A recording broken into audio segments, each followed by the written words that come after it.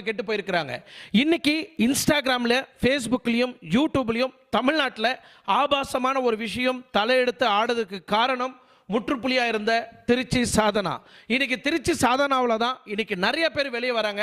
நானும் திருச்சி சாதனா மாதிரி பிரபலம் ஆகணும், நானும் திருச்சி சாதனா மாதிரி நிறைய விஷயங்களை செய்யணும். ஒரு காலத்தில் அப்துல் கலாம் ஐயா போய் ஸ்கூலில் நிறைய பேருக்கு வாழ்த்துக்களும் அவார்டும் ஸ்கூல் ஃபங்க்ஷனுக்கெல்லாம் இன்வைட் பண்ணியிருப்பாங்க. அப்துல் கலாம் ஐயாவை, எம்ஜிஆரை, இந்த மாதிரி அண்ணாவை, பெரிய பெரிய ஆட்கள்லாம் வந்து ஸ்கூலுக்கு இன்வைட் பண்ணியிருப்பாங்க. ஆனால் இன்னைக்கு இருக்கிற காலகட்டம் நிறைய ஸ்கூலில் இந்த மாதிரி ஆபாசமாக செய்யக்கூடிய நபர்களை பற்றி தான் ஸ்கூலில் இன்வைட் பண்ணுறாங்க. அவங்கள அந்த குழந்தைங்க கூட ஆட விடுறாங்க. அவங்க ஆடுறத பார்த்து அந்த குழந்தைங்க இம்ப்ளிமெண்ட் ஆகும். எனக்கு உனக்கு புரியல. அப்துல் கலாம் ஐயா கூட்டு போய் ஒரு ஸ்கூல் ப்ரோக்ராமில் அவரை ஸ்பீச் பண்ண விட்டிங்கன்னா அவரை மாதிரி வரத்துக்கு வாய்ப்பு இருக்குது ஸ்கூலில் இருக்கிற பசங்க. இன்னைக்கு திருச்சி சாதனா, சூர்யா ரவுடி பேபி, இந்த திவாகர், டாக்டர் திவாகர், அவர் ஒரு மென்டல் பைத்தியக்கார மாதிரி தன்னை